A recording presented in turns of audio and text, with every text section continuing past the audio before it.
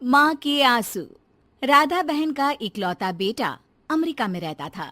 एक दिन राधा बहन का किराएदार कहता है, अरे माँ जी अकेली बैठी रहती हैं, बेटे के पास क्यों नहीं चली जाती? अरे कैसे चली जाऊं, नई नई शादी हुई है। अभी तो थोड़ा बहू के साथ समय बिताएगा, तभी तो दोनों के बीच समझ बढ़ेगी ना।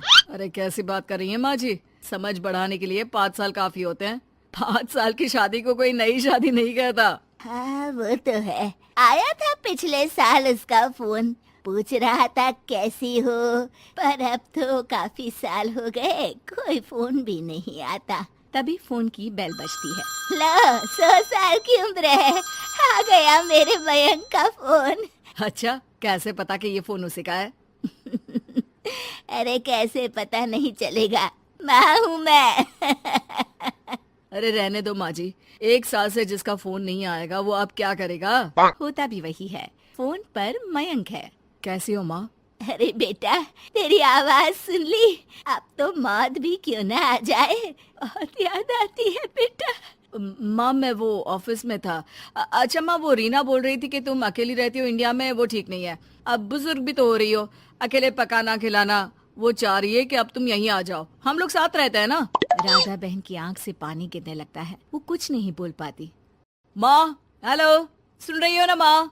हाँ बेटा, तेरे साथ रहूंगी, सुबह शाम तुझे देखूंगी, और क्या जीवन में है तेरे पापा के जाने के बाद। तभी बीच में बेटा माँ को रोक देता है। हाँ हाँ ठीक है माँ, तो मैं आता हूँ अगले हफ्ते तुम्हें लेने के लिए। राधा बहन को तो मानो बुढ़ापे में किसी ने पंख दे दिए हो। उड़ी जा रही थी पूरे मोहल्ले में। अरे वो मयंक आ रहा है, अब तो अमेरिका जा रही हूँ मैं, वहीं रहूंगी। अच्छा है मौसी, आपका जीवन देखकर तो मुझे भी रोना आ जाता था। कोई बात नहीं मौसी, देर से ही सही, सब अच्छा होने वाला है अब। राधा बहन दौड़ दौड़ कर सामान ला रही थी। अरे इतना सामान तो 2 साल में भी कभी नहीं खरीदा जो 2 दिन में लिए जा रही हो मौसी। अरे बेटा आ रहा है ना अमेरिका से। अच्छा अच्छा, तो पकवान बनाने की तैयारी चल रही है? हाँ बिल्कुल, उसको बेसन के लड्डू बहुत पसंद है। रात भर भूनना तलना ये सब प्रोग्राम चलता रहता है राधा बहन के घर में। और फिर वो दिन भी आ जाता है जब बेटा घर आता है। कौन? माँ मैं मयंक। ये घर का क्या हाल बना रखा है, न सफाई न धुलाई, कैसा लग रहा है ये घर? घर तो ऐसा ही था बेटा, हमेशा से, बस तू थोड़ा कमजोर लग रहा है। क्या हुआ बेटा? ये कमजोर नहीं, फिट होता है माँ। वैसे और बता, क्या हाल है तेरे? बेटे के मुंह से हाल पूछने का अंदाज भले ही फॉर्मेलिटी वाला हो, लेकिन राधा बहन की आंख फिर भर आती है। अरे यार, ये तुम्हारी हर बात पर रोने की आदत न जाने कब जाकर खत्म होगी। सही कहती है रीना तुम्हारे लिए। रीना बहू क्या कहती है मेरे लिए? यही के बस यही एक आदत है तुम्हारी माँ की, इमोशनल ब्लैकमेल। अरे यार, अब इसमें रोने की क्या बात है? ना ना कुछ नहीं, बहुत दिन बाद तो घर आया ना तो क्या रोएगी? हाँ क्यों? अच्छा ये ले, तेरे लिए रात भर बैठकर ये बेसन के लड्डू बनाए हैं, और ये अचार तुझे बहुत पसंद है ना? पसंद है नहीं माँ, पसंद थे। अब तो फिटनेस के लिए ये सारी फालतू चीजें मैं खाता भी नहीं हूँ। ये फालतू चीजें खाकर ही तो तू बड़ा हुआ है बेटा। अब रहने दे माँ, क्या क्या खिलाकर बड़ा किया है, मुंह मत खुलवा। कौन देशी घी में शक्कर डालकर पराठे के साथ खाता है? वो तो तुझे पसंद थे ना बेटा, तभी तो बनाती थी, नहीं बनाती थी तो रोता था तू। अरे तो रोने देती ना माँ, अब सारी समस्या उसी खाने से है शरीर में। वो तो भला हो रीना का, जो हेल्दी डाइट देकर सब मेंटेन कर रही है। राधा बहन बेटे की आने की खुशी में इतनी दीवानी थी कि उसे बेटे के बात का अंदाज और लहजा समझ में नहीं आ रहा था। अच्छा अच्छा रुक, पालक वाली दाल बना देती हूँ।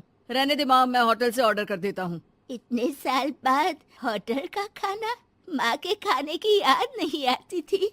अरे माँ, फिर इमोशनल डायलॉग, प्लीज माँ। अच्छा सुन, बहुत कम वक्त है हम लोगों के पास, जल्दी जल्दी सारी पैकिंग कर ले। और हाँ, इस घर को बेचना होगा। कैसी बात कर रहा है? तेरे पापा और मैंने एक एक पाई जोड़कर इस मकान को बनाया था। हाँ पर तू जा रही है ना, फिर कौन मेंटेन करेगा? कैसे क्या होगा माँ, मैं तो अब इंडिया आऊंगा भी नहीं। बेटा तो सो जाता है, लेकिन माँ घर का एक एक कोना घूम घूम कर देखती है।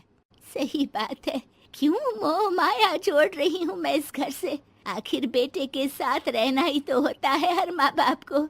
लेकिन इनकी यादें हर एक कोने में है। खैर, औने पौने दामों में घर को बेच बेटा और माँ एयरपोर्ट के लिए रवाना हो जाते हैं। माँ यहीं बैठ, मैं अभी आया। नहीं नहीं बेटा, मैं साथ रहूंगी, पहली दफा आ रही हूँ ना। अरे माँ, टिकट, बोर्डिंग, सामान, चेक इन, 10 काम है, करके आ रहा हूँ ना। ठीक है, जल्दी आ जाना, यहाँ घबराहट होती रहेगी। बेटा माँ को समझाकर चला जाता है। माँ बैठी रह जाती है लेकिन बेटा आता ही नहीं। एयरपोर्ट के लोग बताते हैं कि इस नाम का लड़का तो कब का अमेरिका की फ्लाइट लेकर उड़ चुका है। माँ किसी तरह अपने बीके हुए मकान में ही आ जाती है। मुझे कुछ दिन रहने दो, पता नहीं क्या हुआ, हो सकता है कोई मजबूरी हो बेटे की। नया मकान मालिक कहता है। अरे माँ जी, कमरा तो मैं आपको दे दूँ, पर भाड़े का क्या? पति की पेंशन भी है भैया। ठीक है, आप आराम से रहिए, लेकिन एक बात बताइए, आप किसी रिश्तेदार के घर क्यों नहीं चली जाती? अरे कैसी बात कर रहे हैं आप, मेरा बेटा कभी भी आ सकता है। अगर मैं उसे यहाँ नहीं मिली तो